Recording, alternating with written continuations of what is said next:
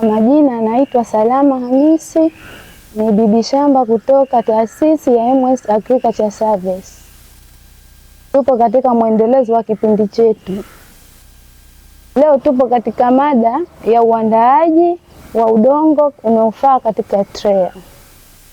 Uandaaji wa udongo unaofaa katika trea ni kipengele muhimu cha uatikaji wa mbegu katika mazao mbalimbali kama vile biringani, bamia, tungule na lettuce.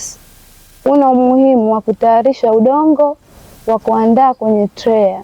Si kila udongo tu unaofaa kuatikia mbegu zetu. Tunapata umuhimu wa kwanza tunaepukana na maradhi mbalimbali katika mazao. Ya pili, kuzalisha miche iliyokuwa bora na yenye afya. Katika kutayarisha udongo unaofaa kwenye trea tunatumia vifaa tofauti. Vifaa kama vile udongo, trea, maji, mchanga na keni. Hata keni inatumika katika kumwagilia. Hatua zinazofuata katika kuandaa udongo unaofaa kwenye trea. Hatua ya kwanza, kuchagua udongo uliokuwa mzuri. Udongo uliokuwa mzuri ni udongo ambao unakuwa mlaini, wenye rutuba na wenye kupitisha maji. Utaujuaje kama huu udongo wako mzuri unaofaa kuatika kwenye trea? Una sifa mbalimbali kama vile ukiwa unaugusa unakuwa mlaini, testi yake inakuwa laini. Ya pili, unakuwa una rangi mweusi au rangi ya kahawia. Ya tatu, unakuwa unapitisha maji kwa vizuri. Pia kuna umuhimu wa kuchagua udongo wetu uliokuwa mzuri wa kuandaa katika trea. Umuhimu wa kwanza, tunapata miche iliyokuwa yenye afya. Umuhimu wa pili, tunaepukana na maradhi mbalimbali katika mbegu zetu. Ifuatayo ni hatua tunataka kutayarisha udongo wetu kwenye trea. Hatua ya kwanza, kuchagua udongo. Tunauchagua udongo, si kila udongo tu wote unafaa katika kuandaa kwenye trea yetu. Udongo uliokuwa mzuri ni topsoil. Topsoil ni udongo ambao unapatikana kwenye soil katika tabaka la juu. Ni udongo mzuri ambao tunachukua. Hatua ya pili, kuchanganya. Katika kuchanganya udongo wetu ili uwe mzuri kwenye trea, tunatakiwa tuwe tuna vitu vitatu.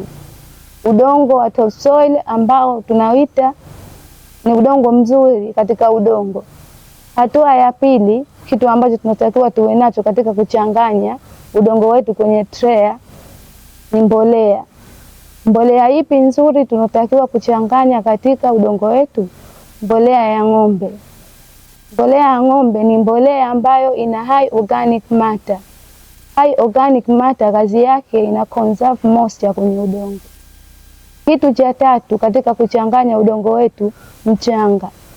Mchanga unatumika katika kuchanganya udongo wetu, unasaidia kuhifadhi maji. Mchanganyo wetu wa vitu vitatu tunauita media. Media ni mchanganyiko wa vitu vitatu: udongo wenye rutuba, mbolea na mchanga. Media hiyo ndio udongo wetu ambao tunatayarisha kwa ajili ya kuatikia mbegu zetu ili kutia kwenye trea. Hatua ya tatu inofuata ni kuchunga.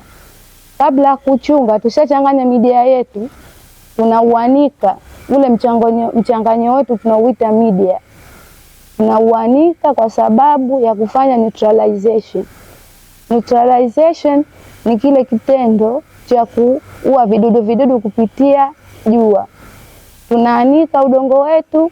Baada ya kuanika, hatua inayofuata ni kuchunga. Tunauchunga ule mchanganyo wetu wa vitu vitatu ambao una mbolea, una udongo na una mchanga. Tunauchunga tu kwa sababu